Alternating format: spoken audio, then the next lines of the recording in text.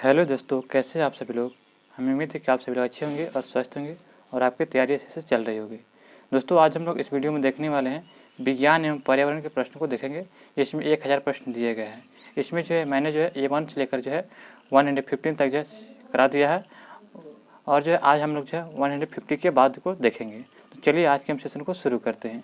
इसमें जो विज्ञान एवं पर्यावरण के प्रश्न दिए गए हैं, जो कक्षा 3 से कक्षा 8 तक के लिए विषय पर अति महत्वपूर्ण प्रश्नोत्तर संग्रह दिया गया है। तो चलिए आज के हम सेशन को शुरू करते हैं। पार्ट 1 में जो हमने जो है 100 से लेकर के 115 तक जो है डिस्कस करा दिया था। आज हम लोग जो है 116 से डिस्कस करेंगे। यह जो है बिहार विद्यालय के पर्यावरण एवं हम कक्षा 3 से 5वीं तथा विज्ञान की कक्षा 6 से 8वीं के पाठ्यक्रम पर सामग्री पर आधारित प्रश्नों का संग्रह दिया गया है। तो आप इसे लगाना ना भूलिएगा, क्योंकि यह जो है आपके लिए बीपीएससी टीचर के लिए बहुत महत्वपूर्ण होने वाला है। तो चलिए हम आज के सेशन को शुरू करते हैं। हमारा दिया गया है कि संरक्षण क्या होता है। तो संरक्षण क्या होता है, तो फ्रेंड्स यहाँ आपका राइट आंसर क्या हो जाएगा। तो संरक्षण जो होता है रक्षण होता है। ऑप्शन नंबर इसका राइट आंसर होगा रक्षण। निम्न में से भौम जल स्तर के निम्नीकरण का क्या कारण है। तो निम्न में से भौम जल स्तर के निम्नीकरण का क्या कारण होता है। तो इसका कारण होता है वनोन्मूलन। वनोन्मूलन करने का वनों को जो नाश करना, वनों को नाश करना जो है यह भौम जल स्तर के निम्नीकरण का कारण है। आगे दिया गया है प्रश्न नंबर की जो है कि निम्न में से वनों की कटाई का मुख्य उद्देश्य क्या है। तो वनों की कटाई का मुख्य उद्देश्य होता है कृषि करना, घरों या कारखानों का निर्माण करना और लकड़ी का उपयोग करना। यानी कि ये हो जाएगा उपयुक्त सभी, यानी कि एक से अधिक हो जाएगा। विश्व उष्णन के लिए प्रमुख उत्तरदायी गैस कौन सा है। तो विश्व उष्णन के लिए प्रमुख उत्तरदायी गैस हो जाएगा, आपका सही उत्तर हो जाएगा option number B carbon dioxide. Carbon dioxide के कारण जो ग्लोबल वार्मिंग सबसे अधिक हो रहा है, और इसके कारण जो विश्व उष्णन यानी कि जो विश्व जो है गर्म धीरे धीरे हो रहा है। तो ऑप्शन बी इसका राइट आंसर हो जाएगा। वनोन्मूलन से क्या तात्पर्य होता है। तो वनोन्मूलन से तात्पर्य होता है कि पृथ्वी पर ताप वृद्धि और प्रदूषण के स्तर में वृद्धि होना। जब वन को कटाई करेंगे तो क्या होगा, वनोन्मूलन करने मतलब कि वन को विनाश करना, यानी कि जो है वन को जब हम विनाश करेंगे तो पृथ्वी पर ताप का वृद्धि होगा और प्रदूषण स्तर में जो क्या होगा भी वृद्धि होगा। तो सी इसका राइट आंसर हो जाएगा। कोशिका में गुणसूत्र कहाँ उपस्थित होते हैं। तो कोशिका में जो गुणसूत्र होते हैं वह उपस्थित होते हैं केंद्रक में। ऑप्शन है इसका राइट आंसर। केंद्रक में जो होते हैं गुणसूत्र उपस्थित होते हैं। एक जेली जैसा पदार्थ जो कोशिका में पाया जाता है उसे क्या कहते हैं। तो एक जेली जैसा पदार्थ जो कोशिका में पाया जाता है उसे जो है कहा जाता है कोशिका द्रव। ऑप्शन सी इसका राइट आंसर। कोशिका द्रव को जो है जो एक जेली जैसा पदार्थ कोशिका में पाया जाता है। क्लोरोप्लास्ट किसमें पाया जाता है। तो क्लोरोप्लास्ट जो है यह पाया जाता है किसमें, तो हरी पत्तियों में। ऑप्शन सी इसका राइट आंसर होगा। हरी पत्तियों में जो है क्लोरोप्लास्ट पाया जाता है। निम्न में से किस कोशिकांग को आत्महत्या की थैली कहा जाता है। तो आत्महत्या की थैली जो है किसे कहा जाता है। तो सही उत्तर हो जाएगा ऑप्शन नंबर सी लाइसोसोम को। लाइसोसोम को जो है आत्महत्या की थैली कहा जाता है, सुसाइडल बैग। ऑप्शन सी इसका राइट आंसर हो जाएगा। निम्न में से कौन एक कोशिकीय जीव है। तो एक कोशिकीय जीव कौन सा हो जाएगा। तो सही उत्तर हो जाएगा ऑप्शन नंबर 5। इनमें से कोई नहीं, इनमें से कोई नहीं एक कोशिकीय जीव है। आगे दिया गया हमारा प्रश्न दिया गया कि सजीव में जो आनुवांशिक गुणों का वाहक कौन होता है। तो सजीव में आनुवांशिक गुणों का जो वाहक होता है कौन, तो सही उत्तर हो जाएगा ऑप्शन नंबर जो है सी हो जाएगा जीन। जीन जो है सजीवों में आनुवांशिक गुणों का वाहक होता है जीन। किससे जो कोशिका का ऊर्जा संयंत्र माना जाता है। तो कोशिका का ऊर्जा संयंत्र किससे माना जाता है। तो सही उत्तर हो जाएगा ऑप्शन नंबर जो है सी हो जाएगा माइटोकॉन्ड्रिया को। माइटोकॉन्ड्रिया को जो है यानी ऊर्जा संयंत्र माना जाता है, कोशिका का ऊर्जा संयंत्र यानी पावर हाउस ऑफ जो है माइटोकॉन्ड्रिया कहा जाता है। केंद्रक को किस अभिरंजक द्वारा अभिरंजित किया जाता है। यह किया जाता है किससे, तो आपका सही राइट आंसर हो जाएगा सैफ्रिनिन के कारण। केंद्रक को किस अभिरंजन द्वारा अभिरंजित किया जाता है। तो सैफ्रिनिन के कारण। जंतु कोशिका में क्या नहीं पाया जाता है। तो जंतु कोशिका में जो होता है प्लास्टिडस नहीं पाया जाता। प्लास्टिडस जो है जंतु कोशिका में नहीं पाया जाता है। आगे प्रश्न दिया गया है कि कोशिका कितने प्रकार की होती है। तो कोशिका के बारे में बताया कि कोशिका कितने प्रकार की होती है। तो 2 प्रकार की होती है। ऑप्शन बी इसका राइट आंसर हो जाएगा। पौधे की कोशिकाओं का हरा रंग किससे कारण होता है। तो पौधे में जो हरा रंग होता है किसके कारण होता है। तो यह होता है क्लोरोप्लास्ट के कारण। क्लोरोप्लास्ट ऑप्शन सी होगा राइट आंसर। जंतु कोशिका में क्या अनुपस्थित होता है। तो जंतु कोशिका में जो है क्या अनुपस्थित होता है। तो कोशिका भित्ति जो जंतु कोशिका में नहीं पाया जाता है। ऑप्शन सी इसका राइट आंसर। जंतु कोशिका में जो है कोशिका जो है अनुपस्थित रहता है, कोशिका भित्ति। कोशिका का खोज किसने किया था? तो कोशिका का खोज कब किया गया था? तो रॉबर्ट ब्राउन के द्वारा जो है, रॉबर्ट हुक के द्वारा कब किया था? 1665 में। ऑप्शन नंबर जो है क्या हो जाएगा? तो बी इसका राइट होगा, 1665 में। जीव के सूक्ष्म मूलभूत संरचनात्मक इकाई कौन है? तो जीवन की जो है जीव या जीवन की जो है सूक्ष्म और मूलभूत संरचनात्मक इकाई को जो क्या कहते हैं? तो ऑप्शन नंबर बी हो जाएगा, कोशिका कहा जाता है, यानी सेल। बर्फ में लकड़ी का चम्मच डाला जाए तो क्या होगा? तो बर्फ में जब लकड़ी का चम्मच डालेंगे तो कुचालक होने के कारण कोई प्रभाव नहीं पड़ेगा। ऑप्शन सी इसका राइट आंसर देगा। जब बर्फ में जो है लकड़ी का चम्मच डालेंगे तो कुचालक होने के कारण इस पर कोई प्रभाव नहीं पड़ेगा। आगे देखते हैं, आगे प्रश्न दिया गया हमारा कि कोशिका की खोज किसने किया था? तो कोशिका की खोज जो है किसने किया था? तो सही उत्तर हो जाएगा option number B, Robert Hooke ने किया था। कब? तो 1665 में किया था रॉबर्ट हुक ने। आगे प्रश्न है कि नर और मादा युग्मक मिलकर क्या बनाते हैं? तो नर और मादा युग्मक मिलकर जो है यह जाइगोट का निर्माण करते हैं, इसी को जो युग्मज कहते हैं। ऑप्शन इसका राइट आंसर देगा। आंतरिक निषेचन कहाँ होता है? तो आंतरिक निषेचन जो है यह शरीर मादा के शरीर में होता है। आंतरिक निषेचन कहाँ होता है? तो मादा के जो होता है महिलाएं उसके शरीर में होता है। मादा युग्मज तथा नर युग्मज के संयोजन की विधि क्या कहलाती है? तो इसके संयोजन की विधि को जो है निषेचन कहते हैं। क्या? निषेचन। वे जंतु जो सीधे शिशु को जन्म न देकर अंडे देते हैं उसे क्या कहते हैं? तो जो जंतु जो शिशु नहीं जन्म देकर अंडे देते हैं उसे क्या कहते हैं? तो सही उत्तर देगा ऑप्शन नंबर ए, अंडज प्रजक। अंडज प्रजक कहते हैं। एक युग्मज में पाए जाने वाले केंद्रकों की कितनी संख्या होती है? तो एक युग्मज में जो है पाए जाने वाले केंद्रकों की कुल संख्या कितना हो जाएगा? तो सही उत्तर हो जाएगा 1। ऑप्शन है इसका राइट आंसर, एक युग्मज हो जाएगा। वे जंतु जो अपने जैसे शिशु को जन्म देते हैं उसे क्या कहते हैं? तो वे जंतु जो अपने जैसे शिशु को जन्म देते हैं उससे जो क्या कहा जाता है? तो ऑप्शन इसका बी हो जाएगा, जरायु कहा जाता है। ऑप्शन नंबर बी, जरायुज कहा जाता है। अलैंगिक द्विखंडन द्वारा जनन निम्न में से किसमें होता है? तो अलैंगिक द्विखंडन द्वारा जनन निम्न में से किसमें होता है? तो सही उत्तर हो जाएगा ऑप्शन नंबर बी, पैरामीशियम में होता है अलैंगिक द्विखंडन द्वारा। हाइड्रा के जनन किस विधि द्वारा होता है? तो हाइड्रा जो है यह मुकुलन विधि द्वारा जन्म लेता है। किसके द्वारा? मुकुलन विधि द्वारा। अमीबा में किस विधि द्वारा जन्म होता है? तो अमीबा में जो होता है यह किसके द्वारा जनन होता है? तो द्विविभाजन द्वारा। ऑप्शन सी इसका राइट आंसर। अमीबा क्या होता है, किस प्रकार से अमीबा होता है?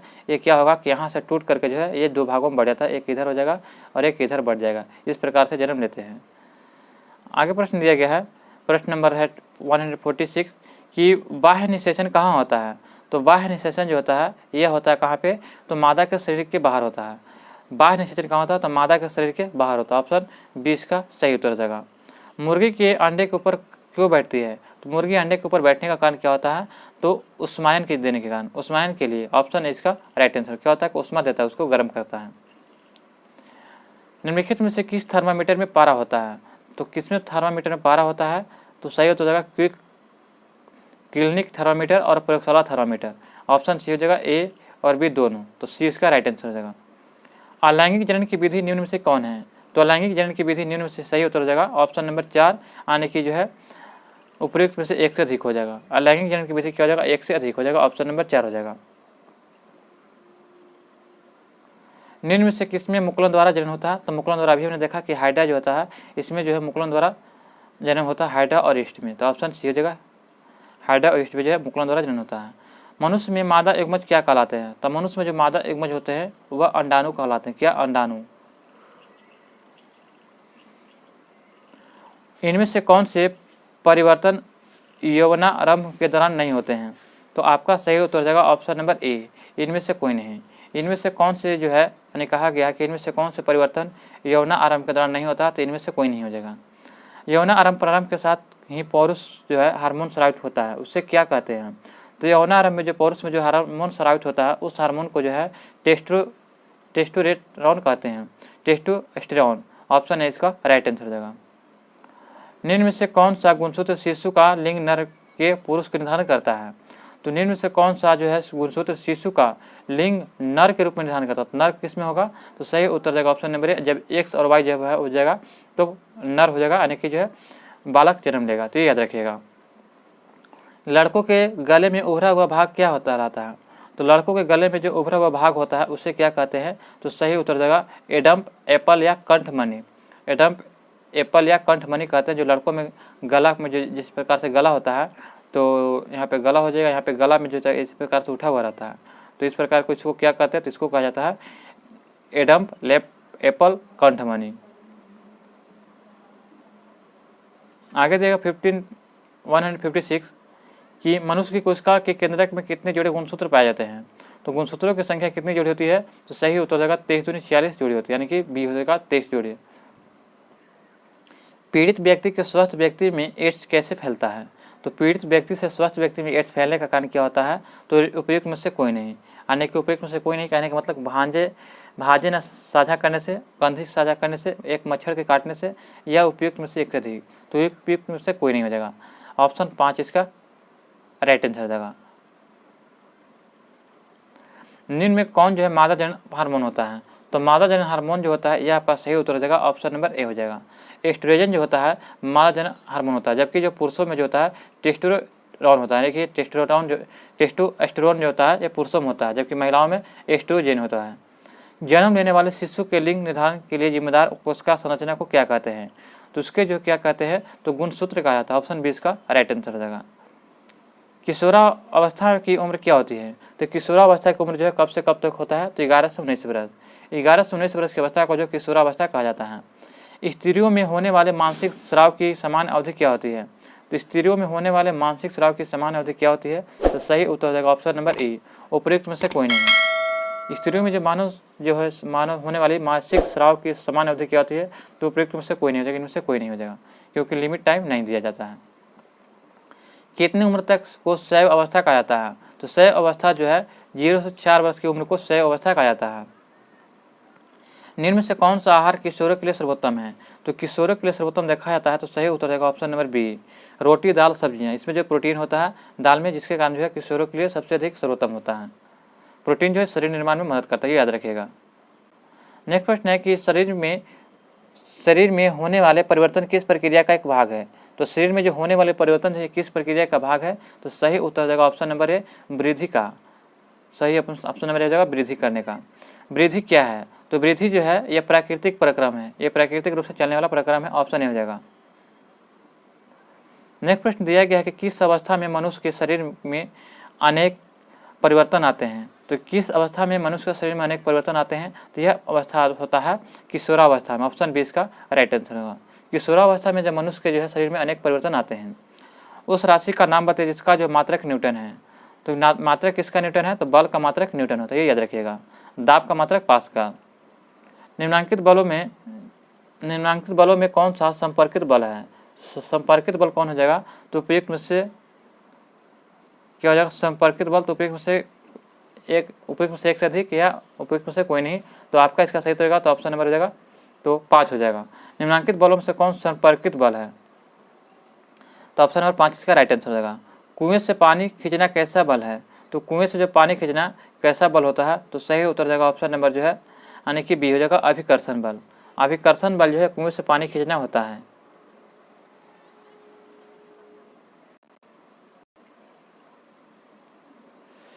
संपर्कित बल देखा जाए तो फ्रेंड्स, तो यह जो है जो मांसपेशीय बल जो है, पेशीय बल और जो है घर्षण बल, ये दो बल जो है यह संपर्कित बल है, यानी कि जो है यह संपर्कित बल है। तो इनमें से आपका कोई नहीं हो जाएगा, ऑप्शन नंबर ए, इनमें से कोई नहीं हो जाएगा। आगे देखते हैं कि कुएं के पानी से खींचा बल कैसा होता है। तो कुएं से जो खींचा गया पानी में कौन सा बल हो जाएगा, तो सही उत्तर हो जाएगा ऑप्शन नंबर बी, अभिकर्षण बल। ऑप्शन 20 का राइट आंसर हो जाएगा। पृथ्वी प्रत्येक वस्तु को अपनी ओर आकर्षित करती है, इस आकर्षण बल को क्या कहते हैं। तो इस आकर्षण बल को जो सभी लोग जानते हैं कि इस बल को जो है क्या कहते हैं, तो गुरुत्व बल कहते हैं। ऑप्शन सी इसका राइट आंसर होगा। जो पृथ्वी क्या होता है, गुरुत्वाकर्षण के कारण जो है यह अपनी ओर किसी भी वस्तु को आकर्षित करती है, उसे गुरुत्व बल कहते हैं। प्रति इकाई क्षेत्रफल पर लगने वाले बल को क्या कहते हैं। तो प्रति इकाई क्षेत्रफल पर लगने वाले बल को जो है दाब कहते हैं। ऑप्शन 20 का राइट आंसर हो जाएगा। प्रति इकाई क्षेत्रफल पर लगने वाले बल को क्या कहते हैं। तो प्रति इकाई क्षेत्रफल पर लगने वाले बल को दाब कहा जाता है। ऑप्शन 20 का राइट आंसर होगा। दाब जो होता है प्रति इकाई क्षेत्रफल पर लगने वाले बल को कहते हैं। दरवाजे को धक्का देने पर कैसा बल लगेगा। तो दरवाजे को धक्का देने पर कौन सा बल लगेगा, तो सही उत्तर देगा ऑप्शन नंबर ए, अपकर्षण बल। दरवाजे को धक्का देने पर कैसा बल लगता है, अपकर्षण बल। आगे प्रश्न दिया गया है कि शुष्क मौसम में बालों में कंघी करने पर वह बिखर जाते हैं, इसके लिए बल उत्तरदायी होता है। तो तो इसके लिए कौन बल उत्तरदायी होता है? तो सही उत्तर देगा स्थिर वैद्युत बल। और स्थिर वैद्युत बल जो है ये शुष्क मौसम में बालों में कंघी करने पर वह बिखर जाते हैं, इसके जो है स्थिर वैद्युत बल के उत्तरदायी होता है। बल का कौन सा मात्रक होता है? तो बल का मात्रक जो है न्यूटन होता है। ऑप्शन बी इसका राइट आंसर न्यूटन। निम्न में से कौन सा दाब का मात्रक है? तो दाब का मात्रक सही उत्तर जाएगा ऑप्शन नंबर सी, पास्कल और न्यूटन प्रति वर्ग मीटर दोनों हो जाएगा। ऑप्शन सी इसका राइट आंसर हो जाएगा। नेक्स्ट प्रश्न दिया गया है कि बैलों द्वारा गाड़ी को खींचने के लिए किस बल का उदाहरण है? तो बैलों द्वारा जो गाड़ी को खींचा जाता है यह जो होता है पेशीय बल के कारण। कौन सा बल? पेशीय द्वारा लगाया गया बल होता है। कोई भी वस्तु किसी बल के कारण पृथ्वी पर गिर जाती है तो इस कौन से बल के कारण पृथ्वी पर गिरती है? तो सही उत्तर देगा गुरुत्वाकर्षण बल। कोई भी वस्तु को ऊपर फेंकती है तो यह गुरुत्वाकर्षण बल के कारण क्या होता है? यह पृथ्वी पर ही गिर जाती है। नेक्स्ट प्रश्न दिया गया है कि बल क्या होता है? तो बल जो है क्या होता है? तो यह होता है परिणाम और दिशा दोनों होती है बल में। परिणाम और दिशा जो होता है बल में दोनों होता है। ऑप्शन सी इसका राइट आंसर हो जाएगा। बल के कौन कौन से रूप होते हैं? तो बल के रूप देखा जाए तो यह होता है अभिकर्षण और अपकर्षण। अभिकर्षण और अपकर्षण दोनों हो जाएगा। सी इसका राइट आंसर हो जाएगा।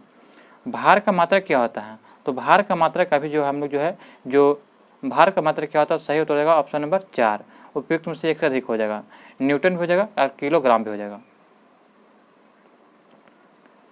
बल का प्रयोग किसमें परिवर्तन करने में किया जाता है? तो बल का प्रयोग किसमें परिवर्तन लाने में किया जाता है? तो सही उत्तर हो जाएगा ऑप्शन नंबर 4, उपयुक्त में से एक से अधिक हो जाएगा।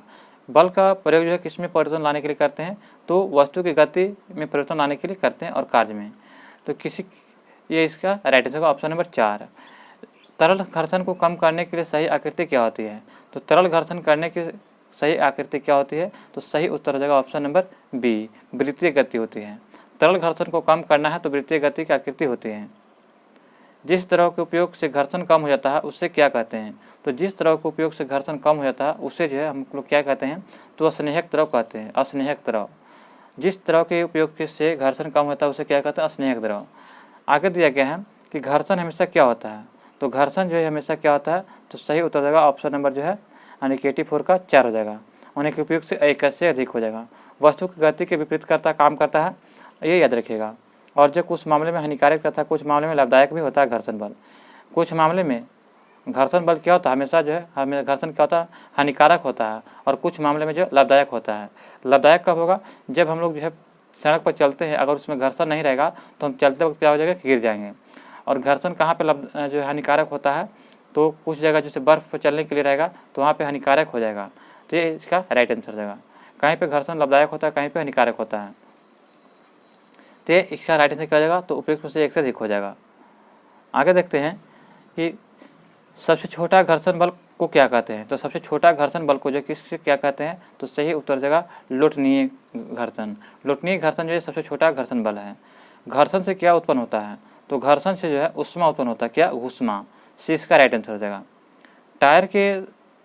टायर के तलियों की गोटी क्या करती है? तो टायर के तलियों की जो गोटी होती है तो सही उत्तर घर्षण को बढ़ा देती है। इसके कारण जो है सही से जो है गाड़ियाँ चलती है। अगर उस पर घर्षण नहीं रहेगा तो गाड़ियाँ जो सही से नहीं चल पाएगी, वहीं को वहीं रह जा पाएगी।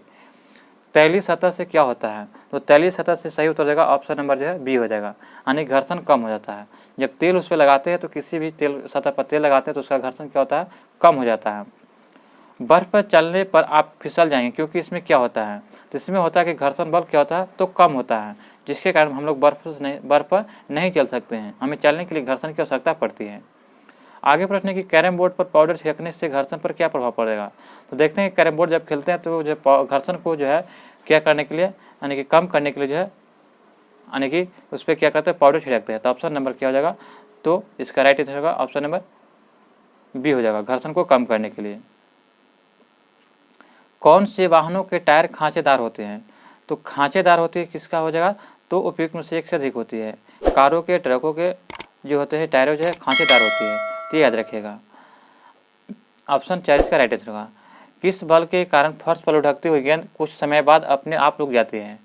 तो किस बल के कारण जो फर्श पर लुढ़कती हुई गेंद जो है कुछ समय बाद अपने आप रुक जाती है? तो क्या होता है कि घर्षण बल के कारण। ऑप्शन सी इसका राइट आंसर। क्या होता है? उस पर घर्षण लगाता है बॉल पर, इसके कारण जो धीरे धीरे रुक जाता है। घर्षण के कारण कौन सी वस्तुएं घिस जाती हैं? तो घर्षण के कारण जो होता है पेच भी घिस जाता है, बॉल भी, जूते के सोल भी, सभी हो जाएगा एक से अधिक। आगे दिया गया है कि तरल में कौन गति कर सकता है। तो तरल जो होता है उसमें जो तरल यानी जो पानी होता है उसमें कौन गति करता है, तो उपयुक्त से एक से अधिक हो जाएगा। मछलियाँ भी, सांप भी और कुछ पक्षियाँ भी जो है तरल में गति कर सकता है। तो याद रखिएगा। घर्षण बल किस पर जो निर्भर करता है, तो घर्षण बल जो होता है ये निर्भर करता है किस पे, तो सही उत्तर जाएगा ऑप्शन नंबर 4 जगह एक से अधिक हो जाएगा। वस्तु की आकृति पर भी और तरल की प्रकृति पर भी ये याद रखिएगा। और अभिलंब बल पर भी वह किस प्रकार का बल लगा रहा है। जब एक वस्तु किसी दूसरे वस्तु के पृष्ठ पर लुढ़कती है तो उसकी गति के प्रतिरोध को क्या कहते हैं। तो जब एक वस्तु किसी दूसरी वस्तु के पृष्ठ पर लुढ़कती है तो उसकी गति के प्रतिरोध को क्या कहा जाता है, तो सही उत्तर जाएगा ऑप्शन नंबर ए, लोटनी घर्षण कहते हैं। ऑप्शन इसका सही उत्तर जाएगा। जब एक दूसरे के संपर्क में आए हुए पृष्ठ सापेक्ष गति करे या गति करने की प्रवृत्ति रखे तो घर्षण बल क्या होता है। तो उस समय जो घर्षण बल होता है वह इस पर निर्भर नहीं करता कि वस्तु ठोस, द्रव या गैसीय है। तो ऑप्शन बी इसका राइट आंसर हो जाएगा। अगला प्रश्न हमारा दिया गया है कि यदि हम दरवाजे के कब्जों पर तेल लगा दें तो घर्षण पर क्या प्रभाव पड़ेगा। जब हम दरवाजे के कब्जों पर तेल लगाते हैं तो घर्षण बल कम कर देता है, जिससे आसानी से दरवाजा लग जाता है। तो ऑप्शन नंबर क्या हो जाएगा, तो बी हो जाएगा। घर्षण बल क्या करता है, कम करता है। जैसे देखते हैं जब गेट लगाते हैं तो कुछ आवाज़ निकलती है, कड़ाक या कोई दिन आवाज़ निकलती है, जो क्या होता है कि घर्षण को ज़्यादा कर देता है। और उसे कम करने के लिए क्या करते हैं, उस पर ऑयल या तेल लगाते हैं, जिससे क्या होता है आवाज़ करना बंद कर देता है। आगे देखते हैं ध्वनि संचरित हो सकती है। तो ध्वनि जो है ठोस, तरल और गैस तीनों में संचरित हो सकती है। तो ऑप्शन नंबर जो है 4 इसका राइट आंसर हो जाएगा। और सबसे अधिक जो ध्वनि ठोस में जाती है, उसके बाद द्रव में, उसके बाद गैस में। ध्वनि जो है निर्वात से गमन नहीं करती है, याद रखिएगा। अप्रिय ध्वनि को क्या कहते हैं, तो अप्रिय ध्वनि को जो क्या कहते हैं, तो शोर कहते हैं। अप्रिय का मतलब ध्वनि जो कर रहे हैं लेकिन जो अप्रिय मतलब अच्छा नहीं लगा तो उसको क्या कहते हैं, शोर। तो याद रखिएगा। आवर्तकाल का मात्रक क्या होता है, तो आवर्तकाल के मात्रक क्या होता है, तो सही उत्तर है उपयुक्त में से कोई नहीं। ऑप्शन नंबर 5 इसका राइट आंसर होगा। आवर्तकाल का मात्रक इनमें से कोई नहीं होगा। आवर्तकाल का मात्रक याद हो दोस्तों, याद रखिएगा सेकेंड होता है। क्या, सेकेंड। सेकेंड जो है आवर्तकाल का मात्रक होता है। आगे देखते हैं कि इनमें से किससे आवाज़ की आवृत्ति सबसे अधिक होती है। तो आवाज़ की आवृत्ति सबसे अधिक देखा जाए तो छोटी बच्ची की होती है। ऑप्शन जो है ये इसका राइट आंसर होगा, छोटी बच्ची की। नेक्स्ट प्रश्न दिया गया हमारा, प्रश्न नंबर 203 दिया गया है कि प्राश्रव्य ध्वनि की आवृत्ति होती है। तो प्राश्रव्य ध्वनि की आवृत्ति क्या होती है, तो सही उत्तर हो जाएगा ऑप्शन नंबर ए। 20,000 हर्ट्ज से अधिक के ध्वनि को जो है प्राश्रव्य ध्वनि कहते हैं। तो ये याद रखिएगा। आगे देखते हैं, हमें कोई ध्वनि सुनाई देती है, इसका कारण क्या होता है। तो हमें कोई भी ध्वनि सुनाई देती है, इसका कारण क्या होता है, कंपन के कारण। ऑप्शन सी इसका राइट आंसर होगा। मानव के कान के लिए प्रसरव कितना होता है। तो मानव के कान जो होता है यह 20 हर्ट्ज से जो है 20,000 हर्ट्ज तक सुन सकता है। तो ऑप्शन नंबर क्या हो जाएगा, तो ये इसका राइट आंसर होगा। 20,000 से जो है 20,000 हर्ट्ज तक जो है सुन सकता है, इसको जो है श्रव्य प्रास कहते हैं। तो ये याद रखिएगा। अवसरव ध्वनि की आवृत्ति कितनी होती है। तो अवसरव ध्वनि की आवृत्ति जो होती है या कितना होता है, तो 20 हर्ट्ज से जो कम की ध्वनि को अवसरव ध्वनि कहते हैं। अवसरव अवसरव ध्वनि जो होता है 20 हर्ट्ज से 20,000 हर्ट्ज तक। और प्राश्रव क्या होता है, तो 20,000 से ऊपर की ध्वनि को प्राश्रव तरंग कहते हैं। कंपन का आयाम का ऐसा मात्रक क्या होता है। तो इसका जो है कंपन का आयाम का ऐसा मात्रक जो होता है मीटर होता है। ऑप्शन नंबर ए इसका राइट आंसर हो जाएगा। आवृत्ति का मात्रक होता है। तो आवृत्ति का मात्रक क्या होता है, तो सही होता जाएगा ऑप्शन नंबर 4 हो जाएगा। उपयुक्त में से एक से अधिक हो जाएगा। आवृत्ति का मात्रक प्रति सेकंड और हर्ट्ज दोनों हो जाएगा, यानी कि 180 दोनों हो जाएगा। ध्वनि की प्रबलता किस कारण पर निर्भर करती है। तो ध्वनि की जो प्रबलता होती है किस पर निर्भर करती है, तो सही उत्तर हो जाएगा ऑप्शन नंबर ए। आयाम पर जो है ध्वनि की प्रबलता निर्भर करती है। ध्वनि तरंगों की प्रकृति कैसी होती है। तो ध्वनि तरंगों की जो प्रकृति होती है तो कैसी होती है, तो सही उत्तर हो जाएगा आपका राइट आंसर क्या हो जाएगा, तो 10 का हो जाएगा बी, अनुदैर्ध्य होती है। ऑप्शन नंबर 20 का राइट आंसर, अनुदैर्ध्य होती है। मनुष्य पर प्राश्रव्य तरंगे का क्या प्रभाव पड़ता है। तो मनुष्य पर जो है प्राश्रव्य तरंगे का क्या प्रभाव पड़ता है, तो फ्रेंड्स आपका सही उत्तर हो जाएगा ऑप्शन नंबर जो है बी हो जाएगा। वह जो है नहीं सुना जा सकता। प्राश्रव्य तरंगे जो है जो 20,000 हर्ट्ज से 20,000 हर्ट्ज की ध्वनि जो होती है यह मनुष्य को नहीं सुन सकता। ये इसके नीचे की ध्वनि को सुनता है। 20 हर्ट्ज से जो 20,000 हर्ट्ज तक सुन सकता है, लेकिन ऊपर इसे नहीं सुन सकता है। आगे दिया गया है, तो शिकार परभक्षी या बधाओं का पता लगाने के लिए चमगादड़ अथवा डॉल्फिन किस परिघटना का उपयोग करते हैं। तो सही उत्तर क्या हो जाएगा, तो ऑप्शन नंबर जो है सही उत्तर हो जाएगा। तो 12 का आपका हो जाएगा क्या, तो ए हो जाएगा। प्रतिध्वनि का निर्धारण करती है, ऑप्शन नंबर ए इसका राइट आंसर प्रतिध्वनि का। दोस्तों हमें उम्मीद है कि यह वीडियो आपको पसंद आया होगा। अभी तक हमारे चैनल पर नहीं है तो चैनल को सब्सक्राइब जरूर कीजिए। यहाँ पे जो पार्ट 2 जो है इसमें जो है 115 से जो है 100 जो है 16 से, इसमें पार्ट 2 में 116 से जो है 212 तक इसमें डिस्कस करा दिया है। आगे जो है वीडियो जो है पार्ट 3 में आएगा, 213 से आगे की वीडियो आएगा। तो फ्रेंड्स हमें उम्मीद है कि आपको ये वीडियो पसंद आया होगा। अभी तक हमारे चैनल पर नहीं है तो चैनल को सब्सक्राइब करना ना भूलें। मिलते हैं नेक्स्ट वीडियो में। जय हिंद, जय भारत।